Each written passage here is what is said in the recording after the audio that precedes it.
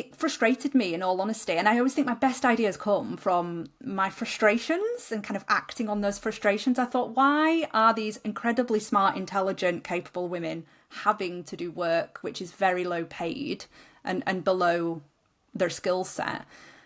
And so it inspired me to start the VA business.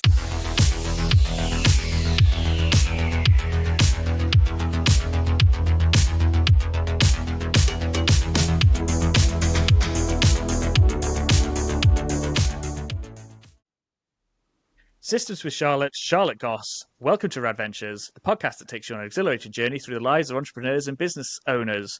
I believe you're not only a business owner, also an entrepreneur. Tell us a little bit about yourself, Charlotte. Hello, hi. Well, thanks for having me on. I'm very excited to be here. Where do I start saying about myself? Name's Charlotte, and I have got a business, Systems with Charlotte, which I started 4 years ago, and I actually started it as a virtual assistant business and slowly evolved into an agency. I've had many hats in this 4 short years, but I now do systems implementation for intentional soloist business owners and consultancy as well. So everything from CRM setups, email marketing setups, anything online systems, basically, is what my business does now. Cool. So I know you because of Deb does Asana. She was talking about this new program called Moxie, and at the time I was using Toggle Plan and Toggle Track. I dabbled with Asana back in the past, and although I liked the unicorn and the narwhal that came across the screen as you complete a task, it didn't quite suit me for all my needs. And so I ended up on Toggle Plan after Use Motion, I think it was. Okay. That was supposed to be the AI diary one where you told a task what you had to do, how long it was going to be, and then it automatically put it in your diary for you. That was a little too rigid for me, so I ended up on Toggle Plan. Anyway, so Deb starts talking about how Systems with Charlotte's talking about this new with Moxie thing. And I'm like, ooh, new, shiny. So, check out Systems with Charlotte.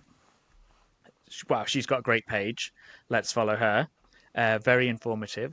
And then go back to Deb's, and I say, Deb's, I'm interested in this Moxie. What have you tried it? What do you think? She says, yeah, it's really good, and I think you'll like the 80s theme on there. And an 80s theme, I was like, I'm on board. So I downloaded it. I loaded all my projects into it, and and now I'm there. I'm using it every day. It's fantastic. Partially thanks to you, partially thanks to Deb's, because obviously Deb's set it up, and you knocked it down, as it were, with the information. But you're very active on stories, aren't you? Yes, on I Instagram. am. Yeah, not so much anywhere else, really. Like, stories is my bag. Yeah, I like your stories there, and stories is the bit where we get to know people, isn't it? Yeah, sure. So I think we were talking yesterday after one of your stories about when someone says, "Tell us a fun fact about yourself," and how mortifying it is. And you said that your fun fact is that you got stuck in a barrel when you were in primary school. Yeah, that tends to be the one that I come out with. That's my rehearsed line, mainly as it's a good talking point, because sometimes you'll give a fun fact that you think's really fun. It's really not fun to anybody else, and it's just dead afterwards. So. I've had that one before, and then there's questions, and you're like, oh, okay, maybe not, never mind. So cool. So yes, in all, because obviously you've set me up with my software. You provide all sorts of advice on your stories, which is fabulous. And so yes, thank you for coming on. It's a pleasure to have you. So I know from your stories, this is what I was leading into by talking about stories. I know from your stories that you've had quite the Rad-Venture in your career. As I understand it, I'm not quite sure where you started, but I think it was something to do with corporate marketing. Mm-hmm. And then you had a cake business. Yeah. And then you transitioned to the VA world. And then that's where we catch up with you from your intro. Yes. So, talk us No. I tell you what we'll do. We'll go back to school then, and then we'll come back to this bit. So when you were at Okay. school, I'm a little bit older than you, I think, but I had a careers advisor, and I was also in the north of the country then. And I had to go and see her, and we sat at a table, and she said, "What do you want to do with your life?" And I can't remember what I said at the time. I think it was solicitor. But did you have one of those in over in Hull way? So I never sat down once with a careers advisor. Other people did. I don't know why I didn't get the opportunity to do that. Maybe they just thought this one's a lost cause. We're not even going to go there. But ever since I was really little, I just wanted to run a business, which sounds crazy. I never had like a career. You know, people say they want to be a vet or an astronaut when they grow up. I just wanted to be a business owner, even from primary school. And I think maybe it's to do with my parents both being self-employed. Maybe it's like the ADHD in me, and we're just more naturally inclined towards entrepreneurship. But yeah, I didn't have a career that I wanted to do growing up. I just knew I wanted to run my own business. So that is what I was Okay. really certain of. Interesting. We'll revisit, but tell us what mum and dad do then. So when I was born, my mum was a freelance hairdresser. She flunked school completely, even though she's really intelligent. She was a freelance hairdresser, and then when I was about 4 years old, she had her own interiors business that she set up. So it was a shop in the front, workroom round the back. And I kind of grew up in that business, just answering the phone in the workroom. And my dad is a builder, joiner by trade builder. So it was a great match. Dad built the houses, mum, Yeah, yeah. decorated them all. And I have no interest in interiors whatsoever. So that's funny, isn't it? Interesting. Um, Good. It's funny that you mentioned ADHD and entrepreneurship because I've spoken to throughout this podcast. I think your episode 13, maybe. Um, a lot of people are that I've spoken to either suspect or are neurodivergent with the various diagnoses. So I think it's like you say, you do find that more neurodivergent people do tend to head towards entrepreneurship. The Um, Sorry, you go. No, I was going to say, it is very common, isn't it? You sometimes think, oh, is everybody, this in the online entrepreneur world? But I think we just gravitate more towards doing our own thing. We're naturally less risk averse, like to do new things all the time, great with challenges. So I think it suits the way ADHD brains work. It suits the lifestyle, as it were, doesn't it? Yeah. It's it's quite a prevalent subject at the moment, anyway. What with obviously the long waiting lists with the NHS to get diagnoses, the stamp of approval that online appear to be giving out, especially in the States, and also the lack of medication currently or recently, should I say. But it does seem within the circles, it does seem, like there are every there's a diagnosis every week for someone, isn't there? It appears, but I think it's that well, is it object permanence or something where you see something, and then it seems to be everywhere. It's like when you buy a car, you've never seen a silver, Vauxhall before, and then you're driving on the way home after never seeing one before, and you see three. It's like that, isn't it? Yeah, the Um, algorithms contribute to that, don't they? The algorithms. So yeah, so social media obviously nowadays, it's as soon as you watch one thing and you show a bit of interest, then all of a sudden your whole entire feed is filled. I was going to tell you a fun story then, but I won't. I'll save that for the debrief afterwards. great. Cool. So no real direction in what you wanted to head in. You just wanted to be a business owner. Did you have any thoughts on what you might want to have a business in, or was it just I just want to be a business owner? I knew I just wanted to work for myself, whatever I was doing. I was one of these people at school where I didn't have one clear path. I liked lots of things and I felt I was kind of good at lots of different things. And I actually really struggled with that because everyone around me seemed to have a specific thing that they were particularly good at or excelling in or had like a strong interest in. I was just all over the place, really.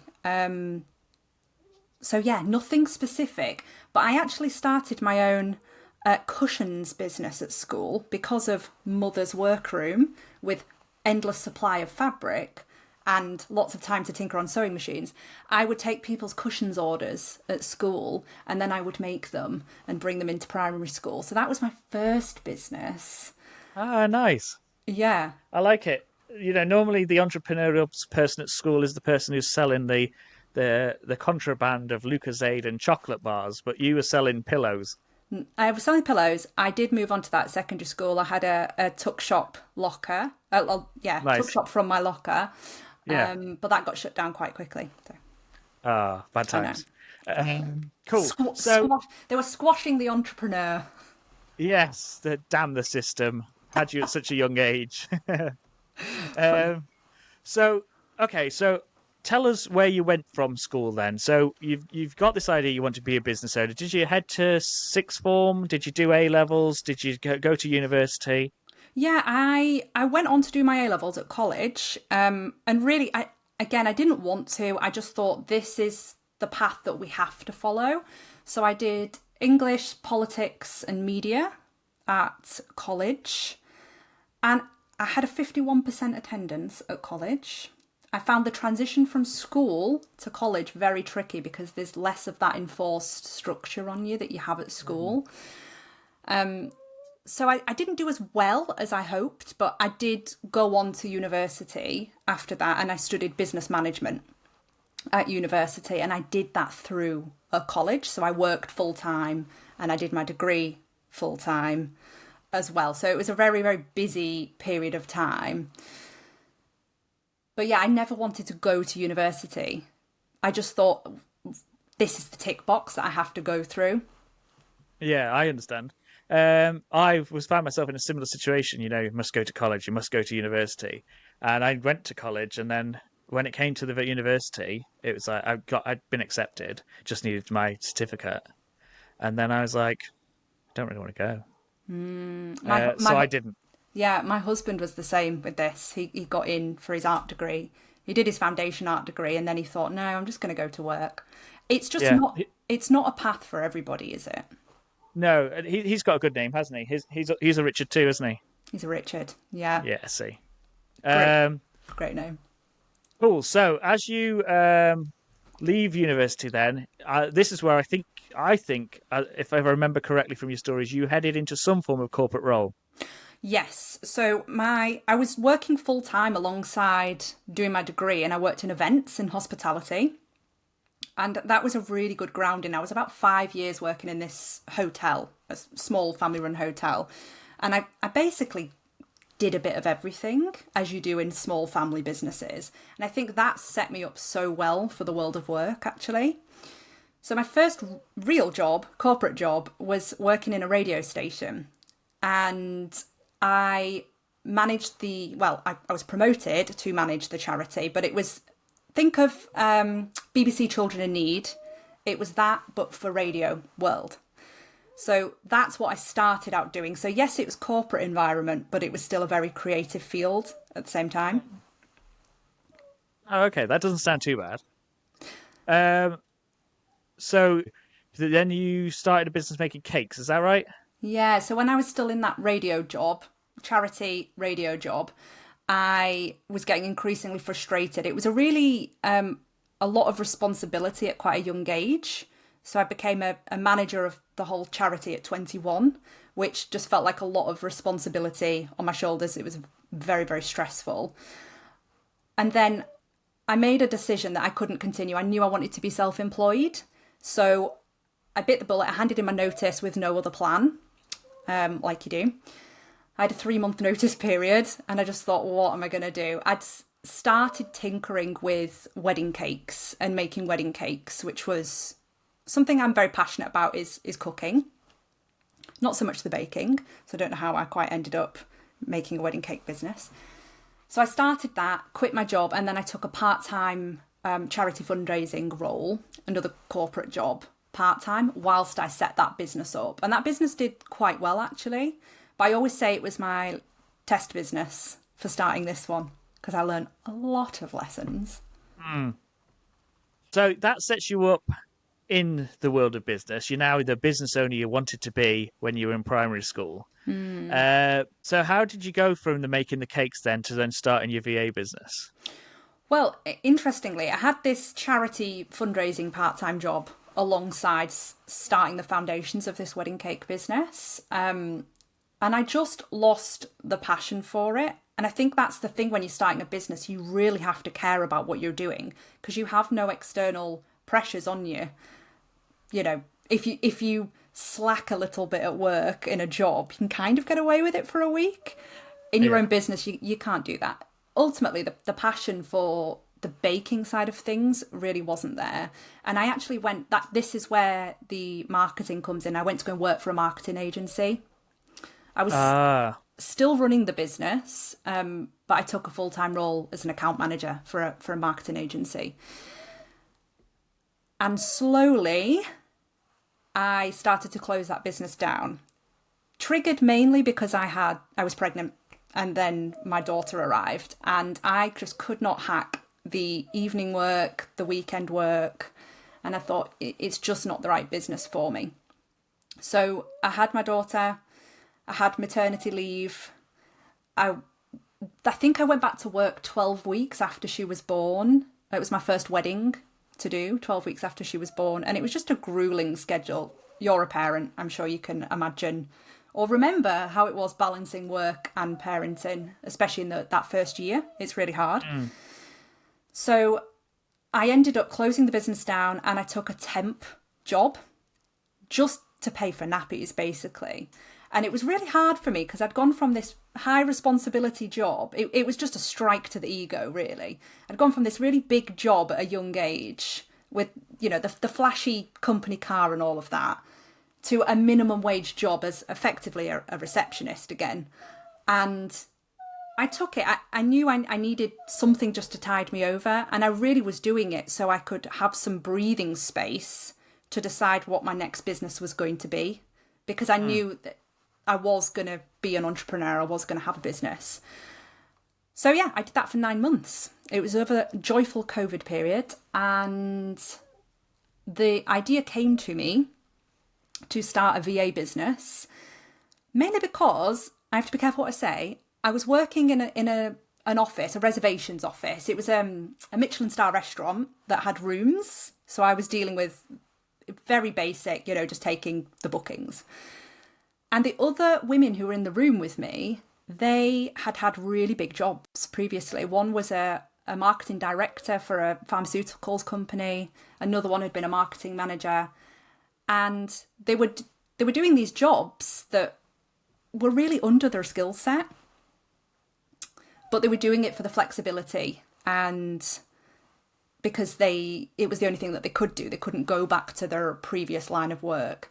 So it frustrated me, in all honesty. And I always think my best ideas come from my frustrations and kind of acting on those frustrations. I thought, why are these incredibly smart, intelligent, capable women having to do work which is very low paid and below their skill set?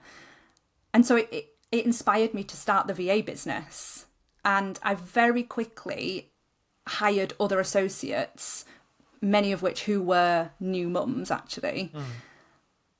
So they could do the work that did stretch them and paid them a proper hourly wage that they were used to getting in their corporate jobs. So yeah, that's where it started. That was the initial seed, I would say, of starting this business. And also, at the same time, I did have my old employer, the hotel that I worked for whilst I was studying. She reached out to me because she'd started an online business. She'd sold the hotel and she'd started an online business in lead generation, I think it was. She reached out and said, Charlotte, I think you should explore this. You've got all the skills to do something like this.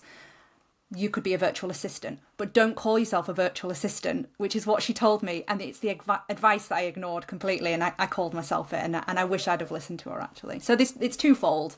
It was the frustration being in that environment, and then a little nugget from an old employer, just planting that seed.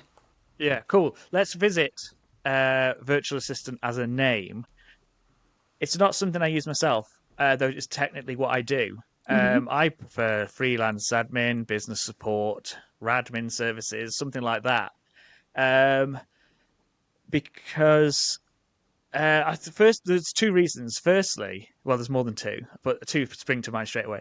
Firstly, is when you say virtual assistant, people automatically think of now Siri and Google Voice, whatever theirs is called, and the Samsung one. Sam, is it? I don't know what the Samsung one is. I don't know. I'm Google and Apple, and I know nothing else. Yeah, Sam, the Samsung assistant. Maybe, I don't know. Just fact check someone. I don't know.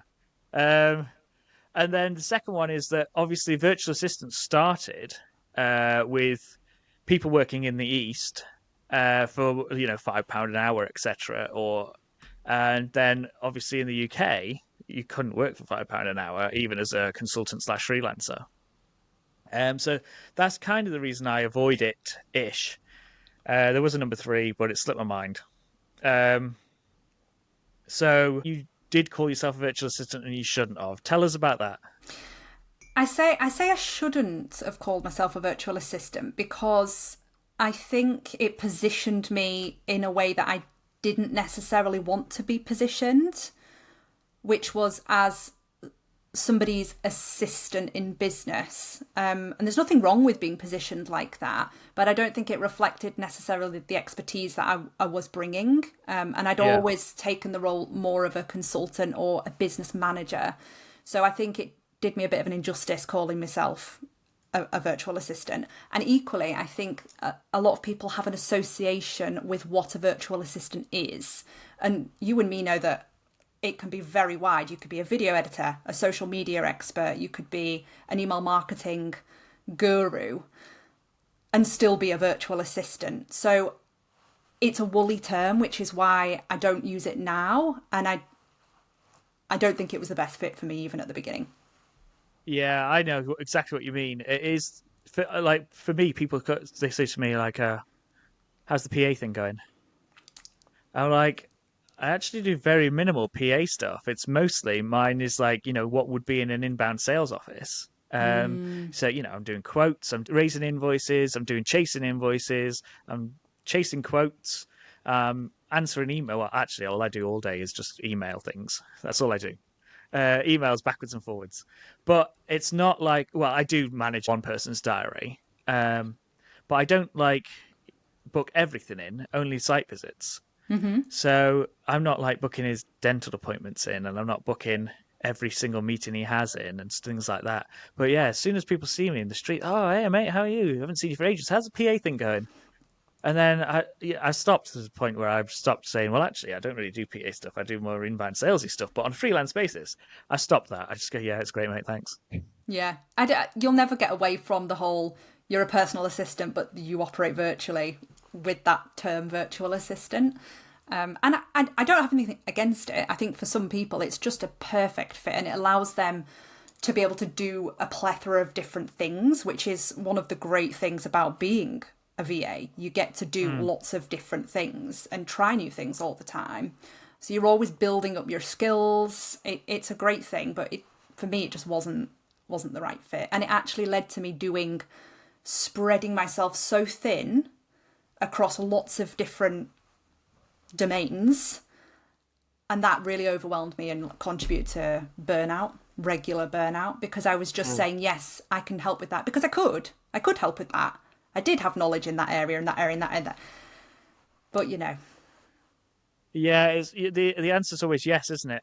Can you do this? Yes. And then even if you can't, we'll figure it out because you want to help. Yeah. And that can obviously end us up in hot water. And I've done the same thing myself. I've had, a client suggest me to someone else. Oh, Richard will help you do this. It'd be fantastic. And my head has said to me, don't do that. Yeah. Don't get yourself involved in this. Just make your excuses, apologize, and find someone else to do it. And then I've been like, oh, you know what? Our clients recommended me. I really should. And then I do it, and then I think, why did you do this? Yep. Um, so I know exactly where you feel. I mean, so uh, VA wise then, or not non VA wise, let's start saying. Did Non-VA. you? Were you a generalist, as they call it? Yeah, I would say so. But I always took responsibility for the arms of people's businesses. Maybe that's because I'd already been in a management role beforehand. Maybe it's just the way I work. So I never really came in from that assistant dynamic. It was always, here's what you need to do. Oh, and I will just take over that for you and run that for you, which is more of an online business manager, really. And that's why I started to call myself that for a period of time as well. Yeah. I like to describe myself on LinkedIn as a professional sidekick. Yes, love that. Yeah, it went well with my before I had a slight rebrand, still Radmin, but like it was like a change of the logo and stuff, and it went really well. And then after that, I was kind of like, oh, I need to kind of pick one and kind of funnel down. But as a generalist, it's hard to advertise your business on social media. Do you think? Absolutely. Yeah. Um, because you offer such a lot, because obviously you just want to help people. But then in the social media world, everyone's talking about, niching down and all that comes with that. So, how did you find that? Yeah, I have some thoughts on niching because I think you can still be a generalist and a niche.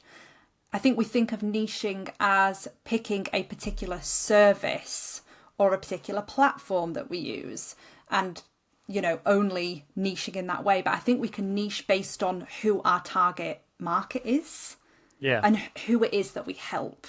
And I think we like to think of it more of a service niche.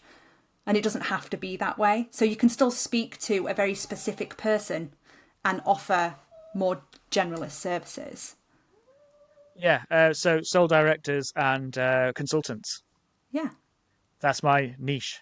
But Yes. it's Fab. taken me, I don't know. I'm what am I? Nearly 4 years. I'm like three and a three quarter years into full time self employment. It's only recently that I've come to that, realization that if someone says, "What's your niche?" It's solo consultants or sole directors. That's it. Consultants or solo directors. And but I was hung up on what you say. Oh, everyone says on the online space, I must niche down. Who am I going to offer? I've got a client that's a solicitor. I've got a client that's an arboricultural consultant. I've got a gym owner. I've got a guest house owner. I've got an IT company owner, um, amongst others, a personal trainer. And so, I'm always thinking, well, what's Richard's niche? Just because Richard offers support services for all these people, whatever they need, basically. I could do that for you. So then I'm like, I need to niche down. What do I do? Do I just do inbound sales admin? Do I bin off those social media people? Do I say goodbye to the people who need me to do their invoicing? Invoicing, not bookkeeping, I might note, Mr. Taxman, who may be listening. Um, so yeah, I mean, I was hung up on it, and then one day I just kind of realized actually I can do all those services and all the people I work with, apart from the exception of one, I think, are all sole business owners and directors and or consultants. Yeah. So I was like, oh, there you go. I've ticked that box. Well done, social media gurus. Send me the next question. Yeah. So good. I love that. I understand the online business thing as a 38 currently year old man. If someone says, "What do you do?" and I thought, well, I'm assistant. Um, and there's nothing wrong with it. There was nothing wrong with that. But at the same time, it's like I don't work for people. I work with people, is what I like to say. So I can understand that whole, and Richard, the online business manager, probably will feature more in the future. But I try to just avoid the assistant term anyway. So yeah, fully on board with that. Cool. So tell us more about the burnout of being a VA. Oh, yeah. It happened probably every 3 months, I would say, if not more regularly. quite serious as well. I found being a VA very tricky because not the work was sometimes quite easy for me. What was tricky with it is the variety of work that you are doing for one client, and then times that by 10 clients, and you are task switching all of the time, which for some people they thrive on. I am not one of those people. I'm quite monotropic in how I think, so I like to just focus on one thing and then move over to the next. And actually, I didn't realise this about myself until maybe a year ago, that it was such a problem for me transitioning in between tasks. So that is what contributed to me being burnt out, and in that burnout led to poor client communication, not delivering the level of service that I want to deliver. So I knew I had to make a change, otherwise I wouldn't actually have a business. So that is why I stopped doing VA work myself, and I changed my business model into something entirely different. And I do still have a micro VA agency, because I have people on the team who love working in that way. They absolutely thrive on that level of variety and pace and speed, but it's not me. So I changed it eventually. Nice. That sounds like a fantastic segue into Systems with Charlotte. Yes. So tell us. So you still, as I'm stealing this from your podcast with Nikki Cross, who I've just recently connected with. It turns out that she lives where I used to live, or she certainly hangs out there. Interesting. So you were on her podcast recently. I was listening to it while wandering up and down the seafront. So I know to say the next bit about Systems with Charlotte. You still wanted to help people with their admin, but what you wanted to do was actually cut out the smaller admin tasks. And so you're focusing now more on systems. Have I got that right? Yeah, you have got that right. There's a lot of ways that I could support people, and I used to support people, but narrowing that down and just focusing on systems and working on a project basis. I pretty much solely work on a project basis now with clients, and that is really because I enjoy having that bookended start and finish with people. I do really good work in that way. So yeah, I moved completely to doing system setups, system redesigns on a project basis. So I'm not on that retainer model where somebody will have me on a rolling basis every single month. So yeah, started to do that. Let me interrupt you briefly, because I want to talk about how that works then. So for someone like myself, who's in the kind of that, there's crossovers in the field. As we've discussed before, I use the system that you'd suggested when it kind of was being launched and things, and I've used others in the past. So throughout my career, certainly in admin, there's always been a CRM. And so I found them quite easy, quite logical, and they were all basically the same. It's just where they hide the different buttons. So with regard to that, I've always kind of just, set up my own Asana, set up my own Moxie, start with the sales pipeline doesn't really apply to me too much, but I have got it in place, and then I've used MailChimp or MailerLite, so I know about automations and things like that. So I can kind of do all that myself. Even my client portal, though it's not quite as nice as some of the ones that I've seen that you've done, but my clients won't use it anyway, so there's not really much point in me putting in too much effort into it. But the where I'm going with this is, talk us through the builds for people then. So you talk to someone and they say, Charlotte, I need assistance going to do blah, blah, blah, blah. And you say, I've got this system for you. It's this, insert, product here. And then from there, do you set up their projects, you set up workflows and all that? Or how do you go about that? So there's a number of systems that I set up for people. We've just been talking about Moxie, which is a CRM system. So normally I'm either having a call with somebody to help them identify what system is going to be a good fit for them, and looking at their full tech stack that they're using in their business to make sure what we do pick fits and it works for how they work as well. I really think that tech should scaffold you and your lifestyle and how you want to work, not you squeezing into something just because everybody's using it. So I do consulting calls with people where I can help identify that. And then if they're ready to go and they actually want a particular system building, the process is pretty much the same for all my system builds, which is we have a mapping call first. So obviously they say yes, proposal on all of that. But we have a mapping call. Typically it's 90 minutes, sometimes a bit less, a bit more. And we map out there, for a CRM, it would be a client journey from start to finish. And then I provide them a content planner, which they give me everything that I haven't been able to get on the call. And we have a date where I'm doing that implementation, or dates, and I go ahead and do that. Then I feed back. Then we do tweaks, and then I'll have like a 2-week support period with them to provide that additional training, questions and whatnot. So it's a very similar process for everyone, really, with all my system builds. Some of them are just done in a day builds.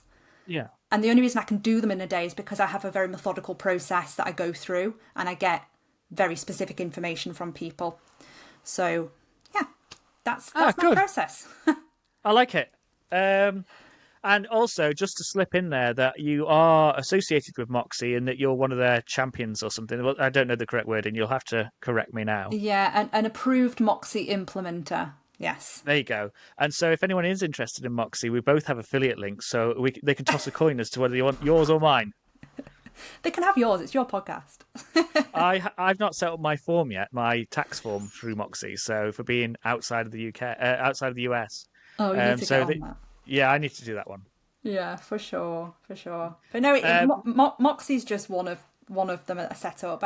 I predominantly work setting up CRMs, email marketing, and then courses, memberships. That's largely what I'm working in.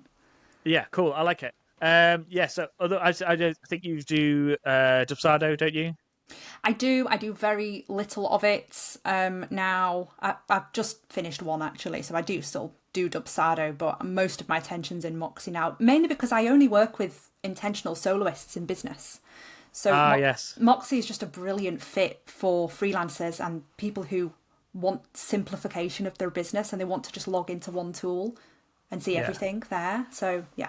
I do love it for that, and I will tag them in this. I'll tag them in the shorts and things. The only thing I found with it is like you can integrate it with QuickBooks and Xero, but for me, because of my bank accounts with NatWest, I get Free Agent as my banking software, and it doesn't integrate. And some people frown at Free Agent, but the charges on my account each month are less than it would cost me for a Xero subscription.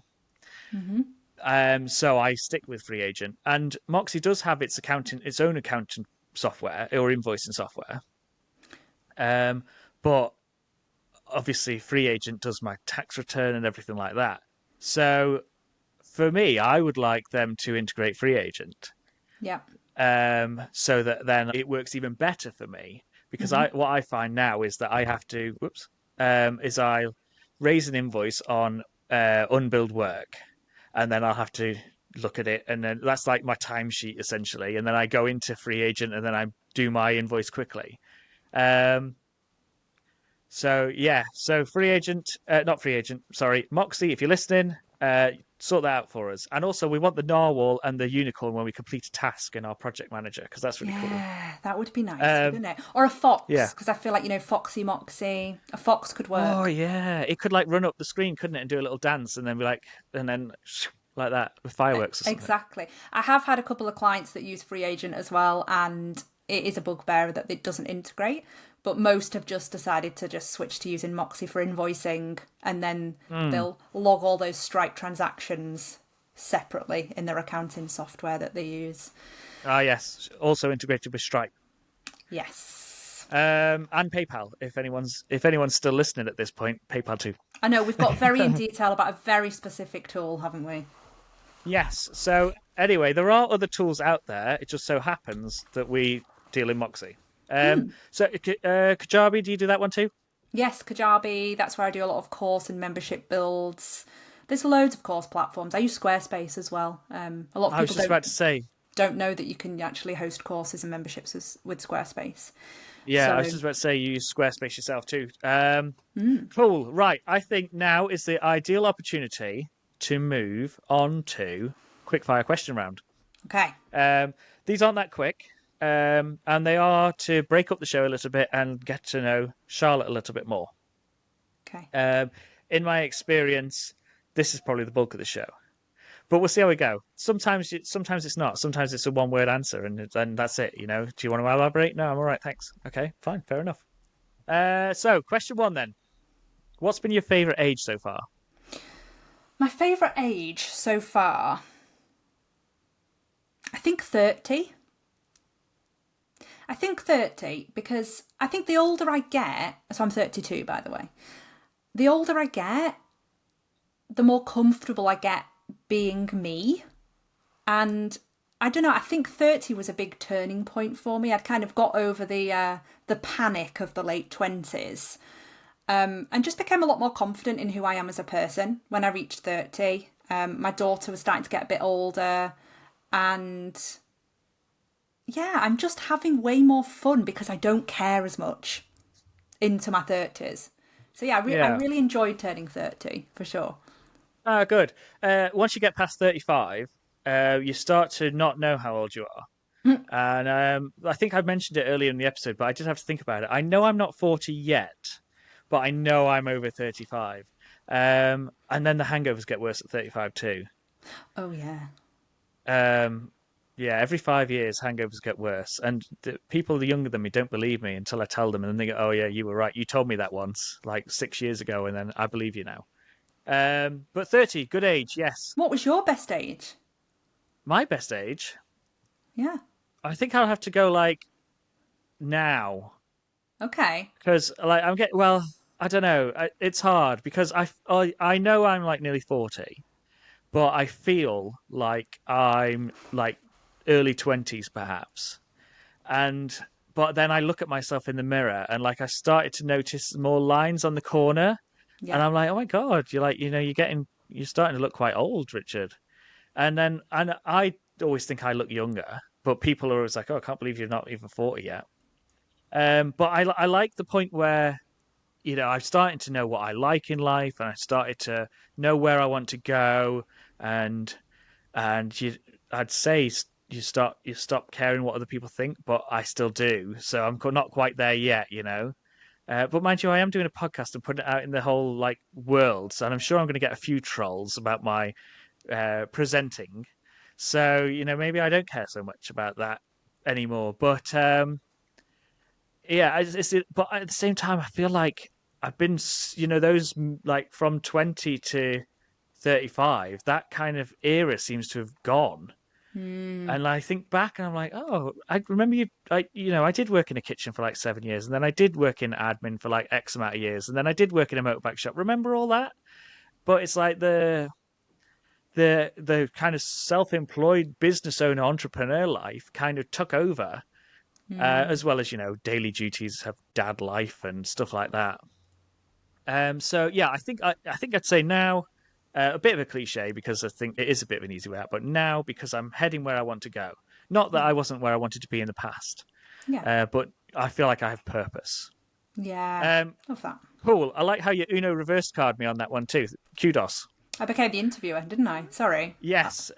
My last guest also tried to steal the show, but I'm joking, of Sorry. course. No, feel free. It makes for interesting listening.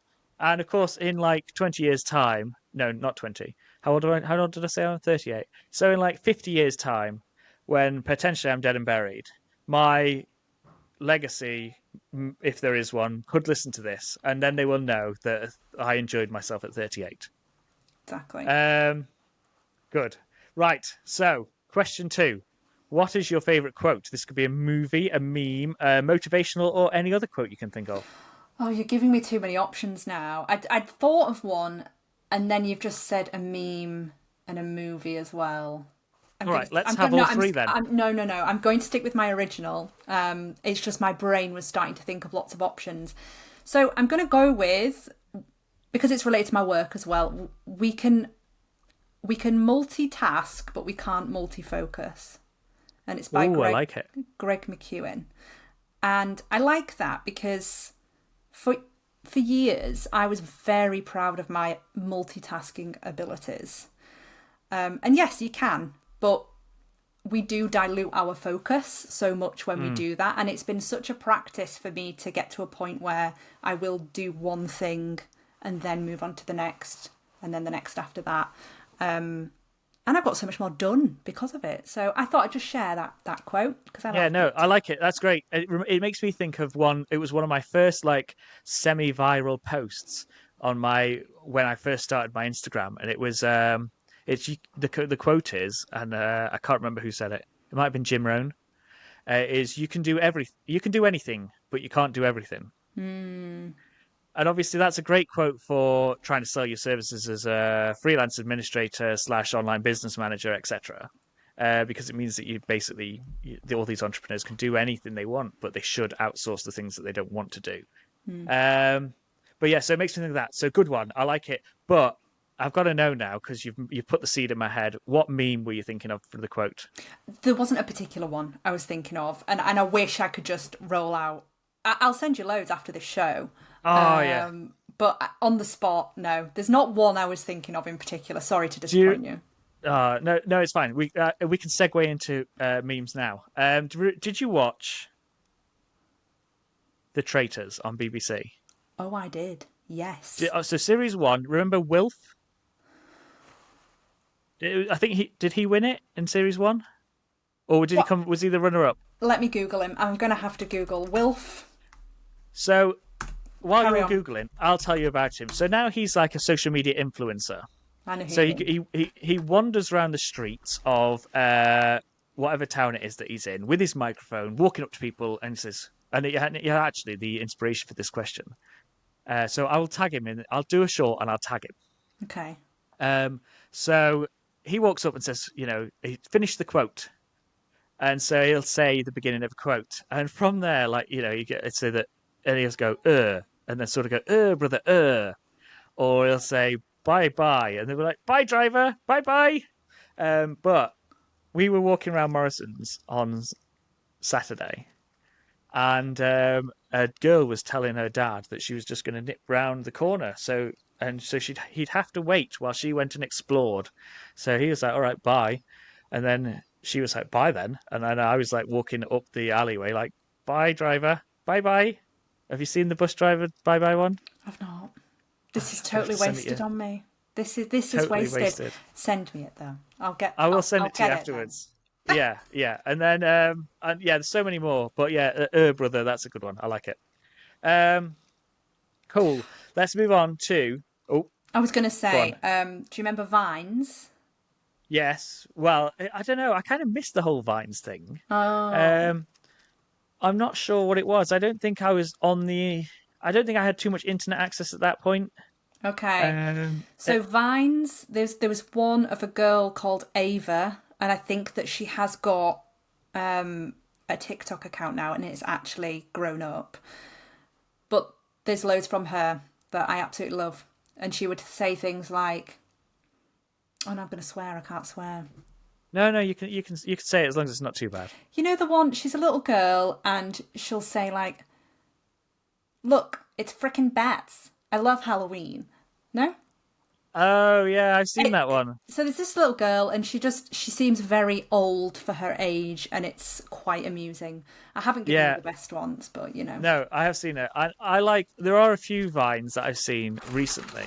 They're coming back, aren't they? The people that are older. Like there's that one with the guy with the I'm a snake. That one. Oh, I don't know what this is. Oh no! And have you seen the one where it's like a northern lad or some a northern lad maybe? Was it a girl? I can't remember. But they say he says I'm in the car, and the mum goes, "Don't drive your car." No. No. Oh, okay. We're just no. I'm going to have to send you all of them now, and then you're going to have to be like, and then there's people going to be screaming listening to this, like, surely you've seen that one, Richard. And I'm like, no, sorry. Oh well. I do like a good meme though, and I enjoy sending them out in emails as well, or a GIF. Yes. I wanted to talk about your emails because your mail list email is the Goss, isn't it? Yes. I like that. I always say, it's not my maiden name, it's my married name. And I always say I married him for the marketing gold.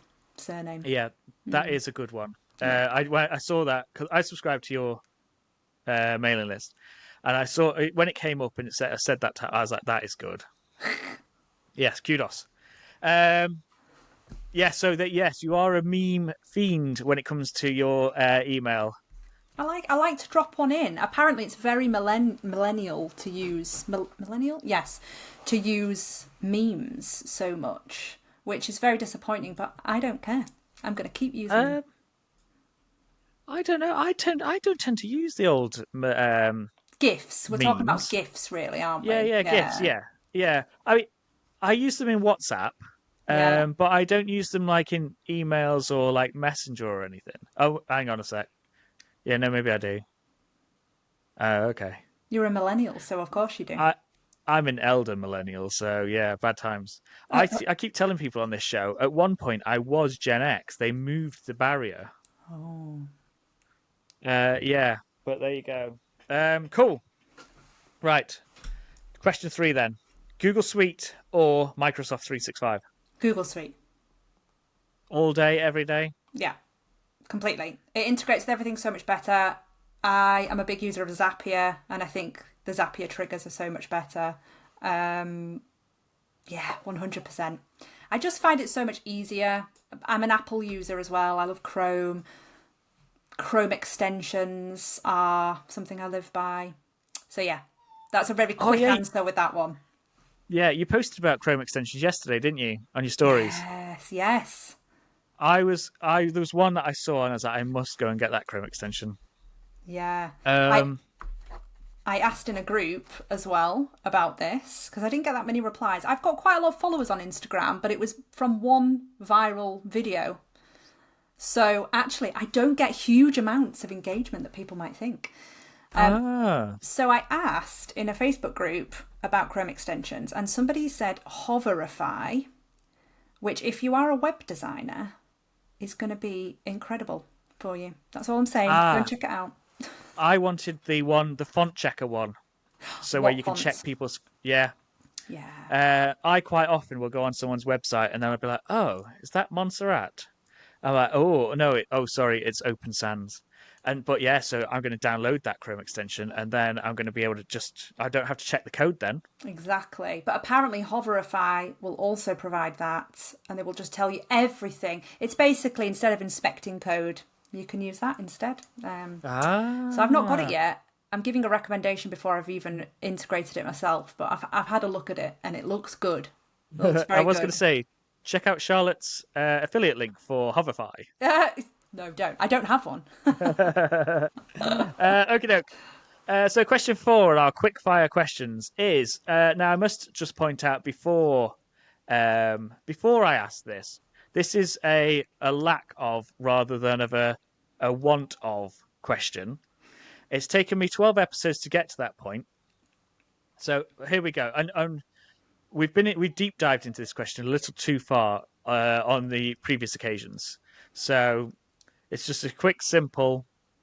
If you're stranded on a desert island, what app could you not live without? Google Maps. So you use Google Maps all the time in your everyday life and you're like, I would love Google Maps. No, but it would get me off the island. Have I answered the question wrong? Yeah. Okay, let's reverse. TikTok. I like it. TikTok. TikTok.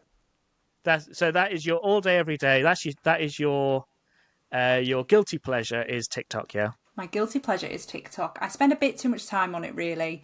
I think it is quite addictive, and I should probably start curbing myself with using TikTok. But yes, I even use it like a Google search, really.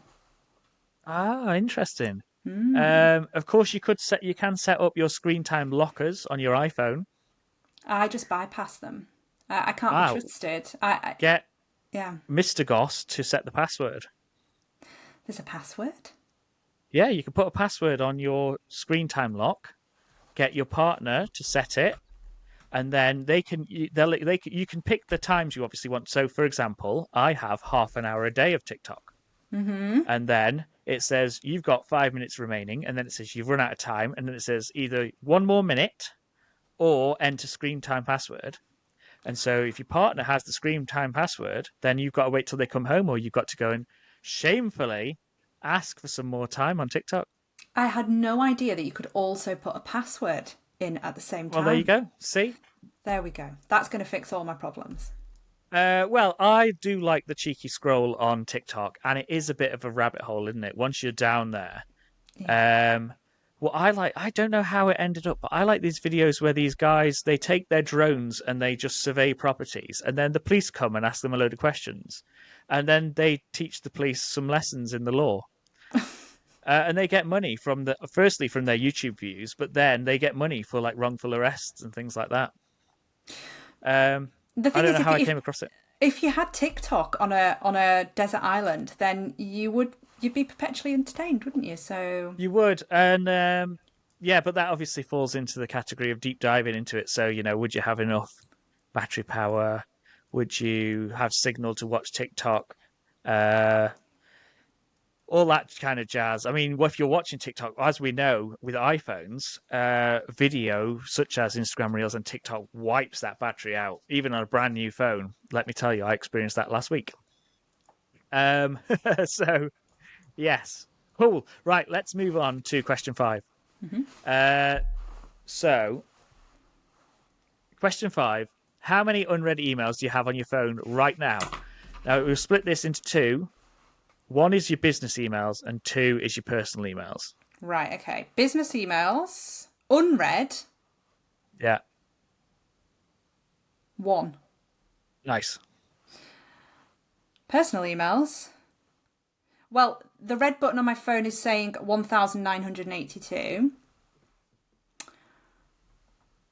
But there's a number of inboxes there. So. Okay. We'll let you off. It's not the highest we've had. What we tend to find is that obviously small business owners that we talk to on the show all have their business emails dealt with.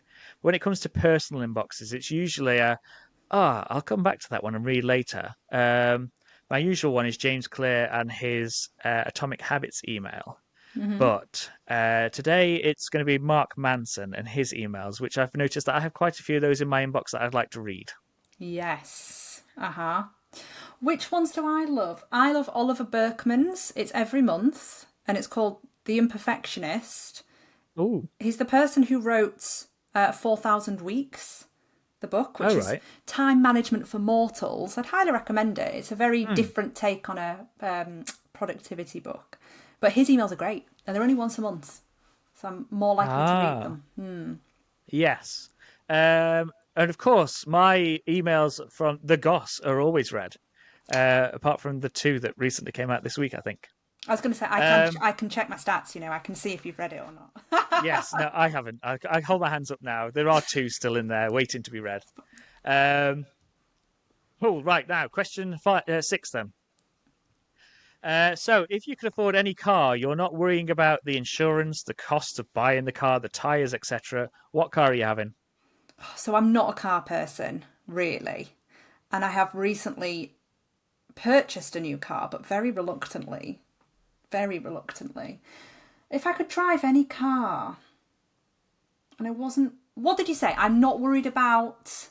You don't have to worry about the cost of anything of it. So your purchase cost, your tyre cost, your insurance cost, none of it. Maybe I'd have a Tesla. Yeah? Yeah.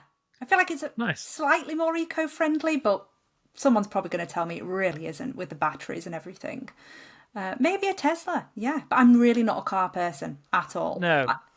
When I worked in the old aforementioned motorcycle retailer, we weren't allowed to call it a dealership because that implied drugs. Okay. But the parts manager there, he always used to talk to people about lithium mines. And if you've ever seen a lithium mine, which obviously the lithium goes in the batteries for the car, yes, much more devastating effect on the environment than, riding a bicycle, let's say. Yeah. I'm just not a car person, really. I've only just got rid of my 20-year-old car. Nice. And traded it in for another one. What was it? It was a VW Golf that I did have which they last forever, don't they? So Yeah. they're great. And I've changed it for a Nissan Duke. Ah, nice. Yes, they are very nice. Very popular as well, aren't they? Cool. So that is our quickfire questions done. Okay. I don't think we did too bad. I think that was like 20 minutes or so. Was it? It might have been longer. I don't know. Yeah, we're currently on about 102, so it means we've surpassed a few episodes so far, though we're not currently. Though we may be, well, we're not on for the longest one, but we are on for the second longest one. So at the moment, but we'll see how we go. Okay. Now then, so quickfire questions done. We're not going to do the CV Library's most popular jobs of 2024 because I haven't done. I did that last time, but I didn't do it a couple of times before. So yeah, we're not sure on whether that's coming back or not for regular listeners. Just to inform them, because they might be like, where is it? But let's now talk about what you want to be if and when you grow up. What I want to be if and when I grow up. I am really enjoying what I do now, and I've got plans to expand certain parts of the business as well, particularly more of the training side of things that I do. So looking forward to expanding that. Long term, a therapist and a potter. Nice. Yes. So, two things come to mind there.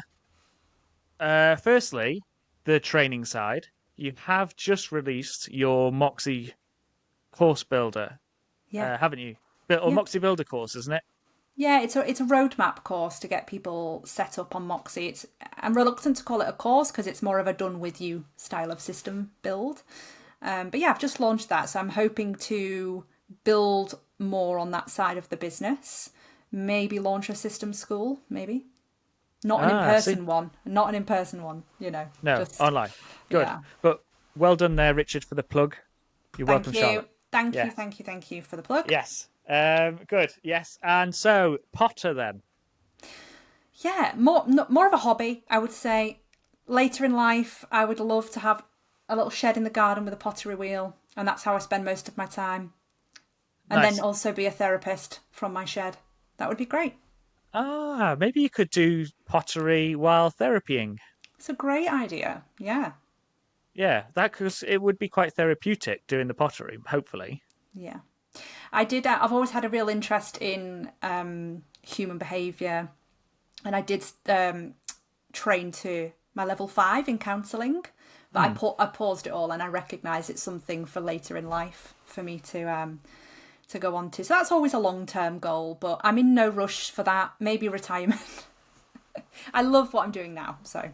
Yeah, it's I listened to a podcast. Well, one of the reasons, or another reason I got into the podcasting game is because I'm part of a group called the Digital Circus by Yellow Tuxedo, and I speak to Emily and Alan quite a lot, and they on their podcast always talk about retirement and how that's not really the aim. The aim would be kind of like not work-life balance because that's not what they want to term it as, but it is kind of you want to keep on working because you want to be doing something. But I think it would be nice to not have to do much, but have something on the go, later in life. Yeah. Who knows what that looks like? Well, for you, a pottery shed in the garden while doing some therapy sessions with people. Absolutely. At the same time, apparently. That would be great. Yeah. Well, is it? How big's the shed going to be, do you think? It would have to be fairly large. I think it would have to be. I need a bigger garden first before we would contemplate that.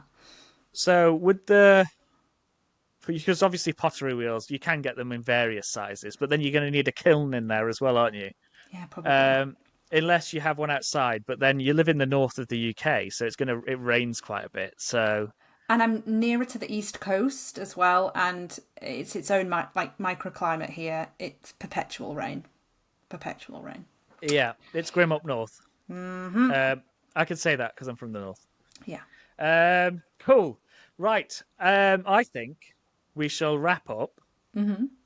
And then if the listeners and watchers are really lucky, we might do another little after show like we have done with the other people. So tell everyone where they can find you, Charlotte. So I'm mainly on Instagram, so systems.with.charlotte. And you can also visit my website, charlottegoss.com. Perfecto. One thing I don't think I've ever heard you mention, and I don't know if I'm connected with you on there. Do you do LinkedIn? I don't really do LinkedIn. I'd never direct people that way. I do have a LinkedIn, but it's still very much corporate Charlotte LinkedIn. So yeah, I wouldn't direct people there unless they want to see my CV. You can see my CV there. Yeah, it's just an interesting thing that I just thought of then. Because LinkedIn's the place to be for the freelance admin online business manager role, I suppose. Yeah. Though I've always preferred Instagram. Mm-hmm. I don't know if it's the informalness of it, the lack of corporate Charlie.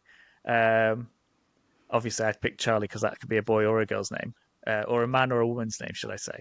Mm-hmm.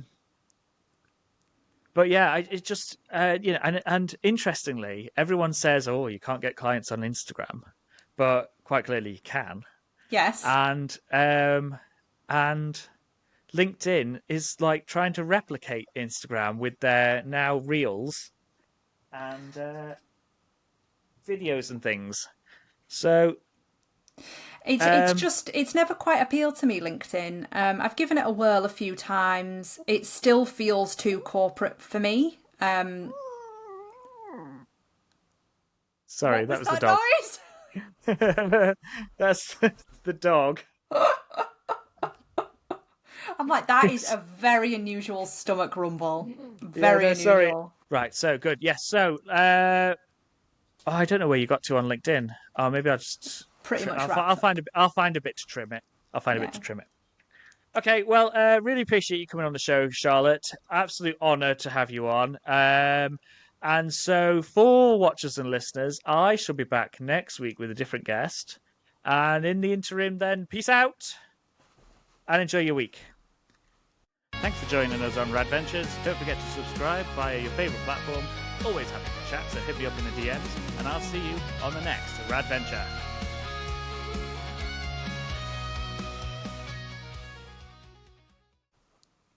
Is that all right, do you think? Yeah, absolutely. Enjoy being on the show? It went well, yeah. Do you know what? It's one of the more fun podcasts that I've been on. Very light-hearted, very chatty. It's good. Ah, good. Thank you. I like it.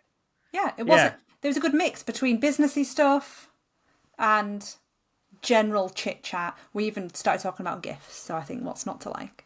Yeah, I mean, that's the aim. And ultimately, the gift chat is like, these two people know their stuff. They're talking about old school internet and vines. Not like so you do get something from it, I think. There's some form of value in there rather than just listening to two people chatting about the journey that you've been on. Yeah. No, I like it. I like the format. I think some of the questions are really good as well. The ones, you wouldn't typically get asked. So, yeah, it definitely got my brain ticking over, for sure. Ah, good. Well, I do like to make things different and to try and stand out, though occasionally to my detriment. But there's only so many times you can be labelled weird. It's great to be weird, though. It's great to be weird. Very fashionable at the moment. I mean, when you don't have an option whether you're weird or not, then, No, I was hoping that we could slip in somewhere your husband's Warhammer, because that's you, isn't it? Yeah. My husband is so obsessed with Warhammer. And just some context, when I met him, he was the lead vocalist of a metal band. So really cool, I followed his band and everything. And then we got married and he stopped all of that. And all he does now is Warhammer. But he's really into it. Like he sells, he has a sideline doing this. So he does incredible commission painting and it's a big deal. He's a big wargamer. Our house is covered in stuff. Yeah, so obviously he trapped you with his metal bandness. Yeah. And then once you were married, it was like, aha, that's it, right? I can pack. Sorry, boys, she's married me now. I'm off to play Warhammer. Yeah. And secondly, I tried the whole Warhammer thing as like, I don't know how old, young boy type of thing. And I just wasn't very. I'm not very good at painting. Hmm. I'm not very good at very small, intricate little bits. Yeah. So tried the Warhammer thing, didn't really like it, didn't like how they turned out, got frustrated with those stickers and transfers. Hmm. And then later in life, when our daughter was born, I tried the whole Revel model thing. I had like a pirate phase where I was into everything pirates, and so I had like a scale model of the HMS Victory, Hmm. and you have to clip it all out and glue it all together and paint it, and Yeah. I just found that frustrating because whenever you tried to there goes my microphone again. Whenever you tried to paint, you're holding something and then you try and turn it over and then you just stuck your fingers in all the paint and it just went everywhere. And yeah, it just wasn't for me. So hats off to him for doing it and for wanting to and for selling it as well with his entrepreneurial side hustle there. Like that's one of the things I love about my husband though, is like he's incredibly creative and he's always a real champion for anything creative as well. So yeah, I really, as much as I joke around about it, because there's actually quite a lot of stigma around it, which there shouldn't be. It does take an incredible amount of patience. I do not have that patience. I can't even unwrap something without having to hand it to him and say, please, please do it. No Yeah. patience whatsoever. Yeah. Oh well, that's good, and it is it's fantastic when you see some of these models, especially like in there's a Games Workshop, which is the place that sells all this Warhammer stuff. Mm. Um, they have massive displays, don't they, in their windows of all these painted models and things that must take absolutely hours of dedication. Oh, they take hours for sure. He is much more interested in the scenery side of things. So he's a prop maker as well. Like so he loves that side of things. But it's incredible. It's amazing. I keep my whinging about it to a minimum because on the whole, Yeah. it's very encouraging. Oh, so he's a prop maker by trade as well, or is that like a Warhammer thing? He does do that for work. It's one of his arms that he does, but he's also a design engineer. So a Ah, few things. But he doesn't want to be a design engineer. He would rather be full-time prop maker. Yeah. one of our previous guests, Richard Hiron, also known as the High Narrator, his "What do you want to be when or if you grow up" was a prop maker Ah, because he's big into interesting. films. Yeah. But I don't want to get sidetracked because No. I've forgotten. So metal music, I'd forgotten about Hmm. metal music and our shared love of that. Yes, particularly new metal. Yes, you can't beat a bit Uh-huh. of new metal. You can't. When someone, I mean, I have very eclectic tastes. It's like uh, yesterday, for example, I was working on site for a client. I was listening to techno remixes of classical music. Great. But whenever someone says, Richard, what's your music? I always say late 90s, early 2000s, new metal, stuff you'd expect on Kerrang and Scuzz at the time. Yep, that's a great answer. Limp Uh-huh. Bizkit, Linkin Park, Yeah. Marilyn Manson, Korn, Mm. Rammstein, Bowling for Soup, Green Yeah. Day, Offspring, Blink 182, Uh-huh. Less Than Jake. I could go Slipknot? on. Slipknot? Slipknot, yes, I forgot about Slipknot. How could you forget about Slipknot? I'm going to tell you a fun story about Slipknot. So way back when, I think enough time has passed for this. So way back when Slipknot's first album came out, it Iowa? was Iowa? no, the one before that. It was called Slipknot by Slipknot. Oh, yes, of course. So the one with Wait and Bleed on it, track 4. Great song. Um, it was overplayed in my opinion, but I saw it on Kerrang like it was every second song. So, but like Sick was a better one for me. I think is that track 2. I can't remember. Sick is my favourite Slipknot song of all time. Ah, good, but like Sick, Yeah. like brackets Sick, Yeah. which is actually it's a way of shortening something. Like to be continued. Insert here. Mm-hmm. Um, but yeah, so that album was Slipknot by Slipknot, I think, Yeah. or it didn't have a title, It's but it, or black. it It's sit, black and red, isn't it? yeah, yeah, it, Yes. it didn't have a title on the album. It was just a picture of them, I think. Hmm. And so I thought that the barcode on the side was the album title, because So I think it starts with an 8. And I think there's a 1 and a 3 in it. I still remember. I can still see it now in my head. They were the days of Napster, and you'd go to the library and you'd borrow a CD, and then you'd kind of do your work your magic, and then all of a sudden you had the Slipknot CD at home. Mm. But yes, I remember writing 813, whatever it was, on the album cover, and someone saying this is Slipknot by Slipknot. It's not Slipknot 8 something something something. And yeah, I obviously now know that was the barcode. Oh But dear. yes, I know, bad times, embarrassing times. Slipknot would probably be the loudest concert I have been to, Ah, but I have seen Korn and Limp Bizkit as well. All oh, very good. nice. Yes, Yeah, big fan, big fan. I haven't seen Limp Bizkit or Korn, I don't think, or Slipknot. I did a few other bands. I did Red Hot Chili Peppers. I've done Iron Maiden a couple of times. I went to Download in 2003, Mm-hmm. and Iron Maiden headlined. Marilyn Manson was on. I remember Soil being on. Oh yeah. I went to like a festival in Manchester at the cricket ground. Um, oh my god, like 2001 or something. Green Day headlined. No Doubt were there, and Love, no doubt. Less Than Jake, Mm-hmm. amongst others. Um, but one of these concerts I went to was Red Hot Chili Peppers. When I saw them, one of the Manchester arenas, I can't remember. But they were supported by the Mars Volta, and I was a bit like, I don't at the know who time, I that was like, is. I don't know, they're weird, but they cropped up yesterday because the new Linkin Park singer, uh, Emily Armstrong, is it? I don't know. Oh, okay. So Well, essentially, you're losing me now completely. I was all never a right. huge So Linkin Park fan though, which I know is difficult to hear. yes, that is very difficult. I mean, so for me, Hybrid Theory, the first album, was fantastic. Anything after that, I didn't really like. Mm-hmm. Um, but that first album is like king. That is like in all of my rock mixes from Spotify. Very good. But so obviously Chester Bennington died Mm. 7 years ago, I think it was. Um, Mm.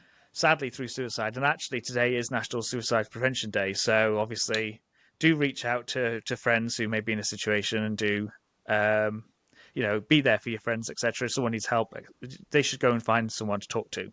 Mm. Perhaps we'll put Samaritans hotline in the show notes. Yes. Um, so anyway, so obviously Chester died. The band haven't done much since, and they've recently announced that they've recently relaunched last week with a concert and a new singer, and her name's Emily Armstrong. But apparently she's associated with Scientology, and she um, is in some form of hot water for supporting someone. I'm not completely sure on the details, but the Mars Volta, the singer of that band and his wife are kicking up. So I had a quick look on Instagram at the Mars Volta. Bearing in mind this was a band that I saw in 2001, and yeah, they've not got loads of Instagram fans. Mm. Maybe less than 100,000, I think. I've never heard of them ever. No, they had one kind of hit way back when, and it Okay. was very like experimental, kind of strange music. It was a bit like the Rasmus. Did you remember them? Oh yeah. Oh oh. Yeah, that's it. Yeah. Um, and I know someone that loves them and goes to all their concerts now. So they're still going, but I only know them for that one song. At the time, I liked that song. I think it was about 2003. Mm. And I thought, oh yeah, I've not heard that for ages. I'm going to give it a listen, and I just wasn't into it. I was like, oh no. It was very overplayed at the time. Very Perhaps overplayed. it's too soon. That's probably it. It's only been Yeah. 20 years. Although the feathers in the hair, the black feathers, iconic look. Iconic. Yes. I would love one of those hats with feathers and things. Yeah. I think it would go well with my branding. I think so. Hmm. Yeah, perhaps a big tall top hat with a pink and a blue feather.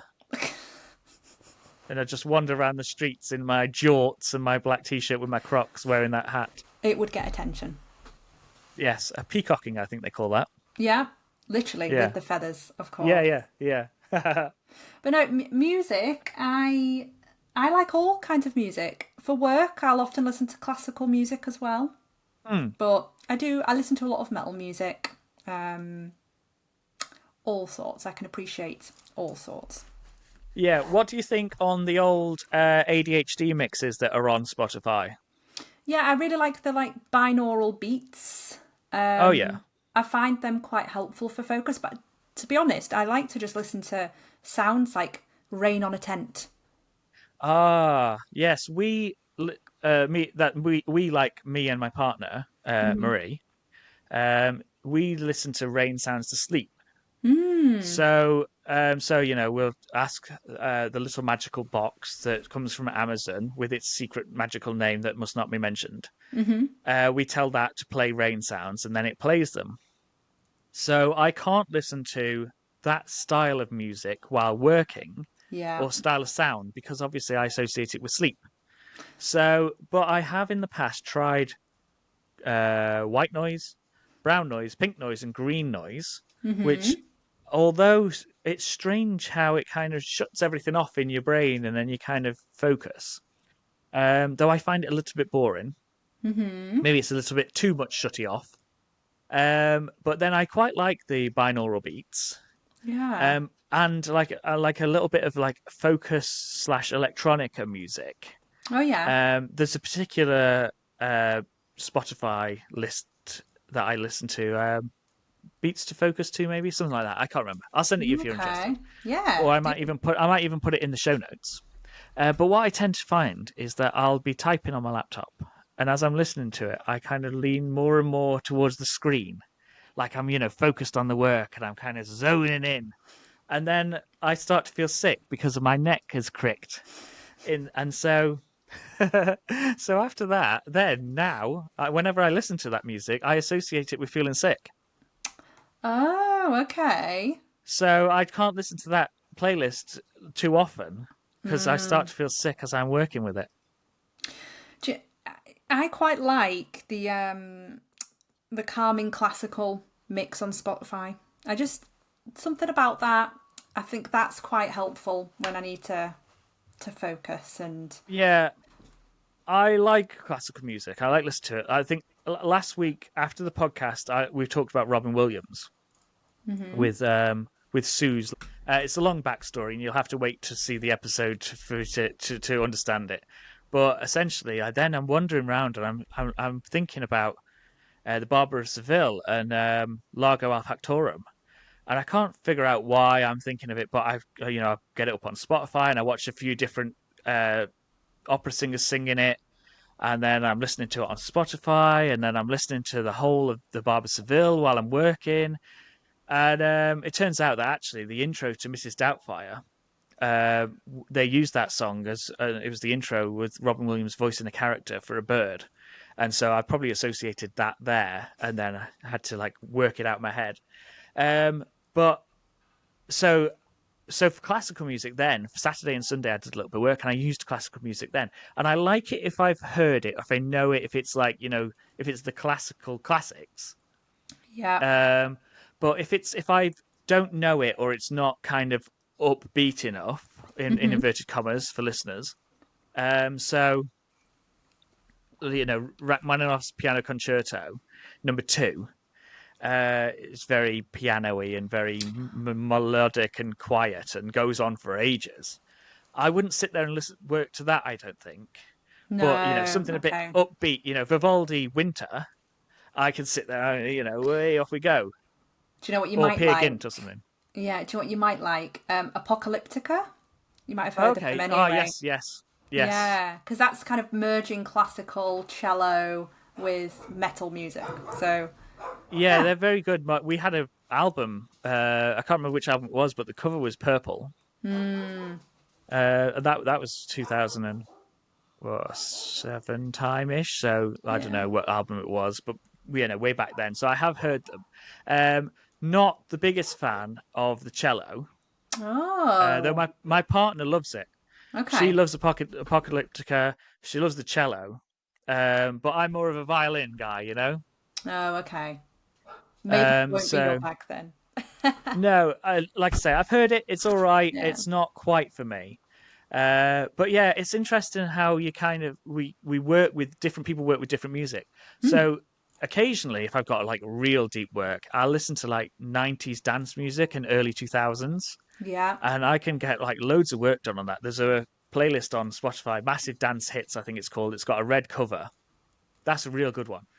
But I cannot stand driving to dance music. Oh, okay. Yeah. I think I don't mind dance music. I probably would prefer driving to it than I would working to it. Mm. When it comes to work, I have a shouty work vibe playlist, and it's just all my shouty music, and I find that is what gets the most listens. Yeah, I've got a playlist that I've made with all new metal songs and similar. I call it Metalwork. Oh, love that. Yeah. I know. I was like, that's really funny. I'll share it with you, in fact. Please do. I will like to listen to that. And my own songs are getting a bit boring now, so I need to mix it Yeah, up. I mean, I think there's probably quite a crossover. Yeah. Though I did discover a song recently. It was I think it's called Ratatatat or something. It's that's kind of like a K-pop slash metal crossover, and it's brilliant. Yeah, I'll send them to you after this. Right, okay. So we have the after show has taken us with all the cuts that I'm going to have to do because of the dog. Um, has taken us probably to the longest episode ever, and so Okay. we don't want a Stephen Bartlett, marathon 3 hour kind of show. Yeah. So we'll start to wrap up. Though I am just going to say that when I started recording these podcasts, it was the summer holidays. And so Yeah. my partner was home because she only works term time. And so the dog was happy because he's her dog and he wants his mum. Yeah. And so it was all fine because she'd stay out the way upstairs with the dog because I'm in the living room. And it was all good. But she's obviously now gone back to work, and the dog was fantastic for this morning's podcast. He just slept nicely on the sofa. But now he's up and about, and his mum's coming home in 35 minutes. And so now he's like stood at the door wanting to, and he's wanting her, he's whining, he's distracting me by walking around. So I must apologise for him. You don't need to Um, apologise. Normally, my dog is barking in the back. In fact, you probably just heard her a moment ago. She interrupts me on the daily, but this is working from home, isn't it? It's all this part is of the it. joys of it. Yes, as soon as I said dance music before, he did yap and howled. And so hopefully, because he was away from the microphone, that didn't come across, and I don't have to delete that bit out. But I am going to have to remove the tummy grumble, and I'm going off to let the dog out. So, Well, yes, hopefully it's not too much editing for you, because I know no, it normally takes me double the length of time of an episode to edit. it Normally. depends on how it goes. I mean, the auto edit for Riverside, I just normally just Oh click yeah. auto edit, and it will take out the pauses. But sometimes, if I've said something a bit too quietly in my umming and ahhing and then it will also remove that. Yeah. So it then that's that. So what I do is I auto edit. I upload it to YouTube unlisted, and then I ask Marie to look at it for me. And then she came back with a piece of paper here the other day.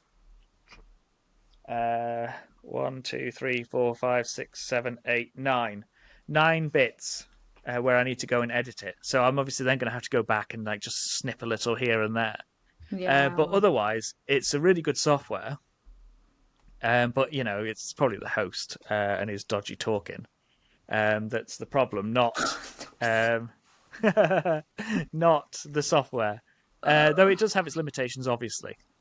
So thanks for hanging around for the after show, Loved it. It's been good. which Oh, they're even more fantastic because we've done the main show. We now talk about general everyday stuff, and I'm glad we got to talk about music because when we'd set this up and everything, I genuinely forgot we shared that love of metal music. And I'd love to hear about your husband's metal band days. We'll save that for episode 2 in like series 5 or something. And Um, we need to talk about our joint love of rollerblading. oh, we never talked about roller skates either. No. I must confess though, I haven't worn my roller skates since March, I don't think. Oh, And you can't and classify it as a hobby then. I know, and what's even worse is that I'm getting like I'm sharing uh these tidbits of podcast episode because it's not being launched till the 30th of September, International Podcast Day, and then I'm going to do 3, and then I'm going to release them weekly. But I'm sharing these on social media to give people a teaser, and I'm getting people on my personal account on Instagram, which I've shared the story to, and they're messaging me like, do you not roller skate anymore? We haven't seen a video for ages. And I'm like, I'm sorry. Oh Uh, dear. yeah, Busted. I know. So I do need to get back into it because the fans want it. Yeah. Um, maybe I could do a roller skate. I could do a podcast while roller skating. That would be very dangerous. I have fallen so many times, and I think I've probably fractured my coccyx. It seems to hurt when I sit down, so I think maybe I need to take it a bit more easy and stop trying to jump in them when I can't even stop properly. Yeah. I mean, because we ice skate on quads rather than inlines, Yeah. which they've obviously have a stopper. So once you've mastered the turny turny and the stopper down, then you can stop. Yeah. But obviously, inlines will hold you up side to side better. Sorry, front to back better, but you struggle side to side. Yeah. As one of your stories were not too long ago. But quads, you run the risk of them coming from underneath you, so your Yeah. feet go. And I have done that a couple of times. Yeah. It You hurts. can buy padded shorts. I think I'm going to get some of these because I've got knee pads, but it seems to be the coccyx. Even though I've learnt to fall properly, apparently, still gets me. So I need to get them. Yeah, so you can buy padded shorts. I would obviously recommend wrist guards, given the industry you work in with typing. Yeah. Don't want to break your wrist. Um, and elbow pads are a 50-50 for me. The times I've worn them, I haven't ever needed them. The times I've not worn them is the time when I've had my elbow scratched up. And as I understand it, one of the bones that you do not want to break is your elbow because it's very painful. Okay. Just wrap me So up in everything. That's what I need to do. yeah, I mean the falls I've had some horrific falls. Yeah. At one time, I was on the skate park and I came down up on a quarter pipe, just did a little jump and then come down, and my feet went from underneath me, and I felt like I was floating up in the air, and then all 6'1", 16 stone of me smacked down on rock solid concrete, and I Oof. thought I'd broken my back. I was Oh like, oh my no. God. And I'd winded myself as well, so I could barely breathe. I jumped up because everyone was around, and I was with my 11-year-old daughter at the time. And she's like, "You're right, Dad." I'm like, "Yeah, I'm fine, I'm fine." And then I start to see stars, and I was like, "Oh God, I've jumped up too fast." So I had to like get back down on the floor. She's like, "Oh my God, I'll go and get your shoes." I was like, "No, don't bring my shoes because if I don't skate this off, skate the feeling away, get back up on the proverbial horse, I'll never skate again." So I said, just go and get my water for me. So she went off, and then a man came over and was like, "You're right, mate. You just ball bagged yourself." I was like, "Yeah, that's the one." And so we did. I recovered, and I did go back to it. Oh good. But yeah, but the ones that I've had previous to that, the small ones, it doesn't really hurt, but that might just be me. But yes, I don't. I'd hate to break something. And like you say, I know people who've landed on that coccyx, and it's been weeks. Yeah. It's I've done it twice now, so I think when I was just recovering it happened again, and but I will still keep going. I will still Yes. keep trying to relive my youth as a 32-year-old woman looking very strange on my own in the park. Well, it's not as bad as a late 30s man on a skate park on his own. I think it's fine. It's fine. We're making it normal now. So, Yeah, it is good fun, and it does stretch you, and it does. It's great for the core as well, yeah, and it does. You tease the brain, as it were. yeah. It keeps you engaged. There's nothing more engaging than going up a quarter pipe and then wondering if you're going to be all right on the way down. You're right there. There's nothing more engaging than that. Yeah. Have you managed to drop in yet? No, I'm nowhere near that. I now know how to stop effectively in blades, which is like doing a T-stop Oh yeah, in T stop. them. So I'm mastering that, and I'm just getting my confidence up, going up and down very small slopes. But I do think it's different in blades. I can't use roller skates whatsoever. I've never been able to use them. I remember having a roller disco as a party as a 10-year-old and kicking off because my mum had left my blades at home. So I made her go and get them for Ah, the party. So I've always had a thing. It always had to be blades, not roller skates. yeah. So I bladed when I was a youngster, and then when my daughter was I can't well she was 10 or 11, she decided she wanted to buy her own roller skates with her own money, and Oh, she was like a deer on ice. And I was just like, it's not that hard. I used to do it when I was your age, but I had inlines instead. And so I was like, well, I've done the so inline hard. thing. I'm going to buy the quads. So I bought them and I spent like the whole first week on my bum, I think. But once you kind of get it, you get it. But I did buy some after, following various accounts on social media. I did buy some aggressive inline skates. Um, and I was like, yeah, I can't wait to give these a go. But what I find is because I'm used to the quads and having the stopper, I will put my foot down instinctively or lift my foot up, which obviously then just puts me on one wheel and there's no stopper there. Yeah. Um, so, yeah, now I think I'm stuck with quads. Yeah, I took my mum rollerblading, which I hope my family don't listen to this because my dad doesn't know about this. Roller skating, she's in her late 50s, but Right. loves roller skating, hasn't been on them since she was a teenager. Mm. So she gets on them, and I'm trying to manage her expectations around it. Your Yeah. body's not quite the same, mum, you're nearly 60. Yeah. Yeah. She was going backwards, she was in circles, she was amazing. So I think some people just, it's like riding a bike again and they just get back on and they're great, but I'm not that person. Gator. My daughter has a real natural affinity for it. Oh, that's After that, good. first bit, she's just amazing at it. We went to the skate park once, and she'd never dropped in before. Sorry, not a skate park. We went to the big skate park, the big rampy one. It's called the Front on Weymouth. So she went. She'd never dropped in before. Went on a small little ramp to drop in. Watched someone do it, and goes, "Yeah, I think I got it." I was like, "What? Really?" Yeah. Drops in, straight pops out straight away. She's like, "I think we'll try a bigger one." I was like, "Oh, right then." She tries a bigger one. Next thing you know, she's on the massive heart pipe outside. Like, I think I got it, but she couldn't get over the fear of the height. So Yeah, she's not mastered that one yet, but we will go back and she'll get that one. But me, I was like, so she was like, "You can drop in, Dad. This is what I did. This is what you could do," and I ended up on my back, like skates from underneath, slap bang on the floor, whole building shook, and and it's then it's some a little kid. it's I was going to say it's a confidence thing, isn't it? And I think you lose that as you get older. Yeah, and this little kid, she must have been like 11 or 12 herself. She kind of skates behind and goes, "You didn't lean forward." And I looked up from like the floor, like, "Yeah, thanks for that." Now, um, but yeah, there Constructive. you go. Oh, well, we managed to get in a little bit of chat Yes, about like our shared there you interest go. there. Yes, another roller skating ticked off the list. Right, Yes. so I'm gonna hit stop, but don't go anywhere because I need to do the upload. Okay, that's fine. Uh, but if anyone's made it this far, thank you for listening still, and thank you to Charlotte for coming on. Thank you. Where's the mouse?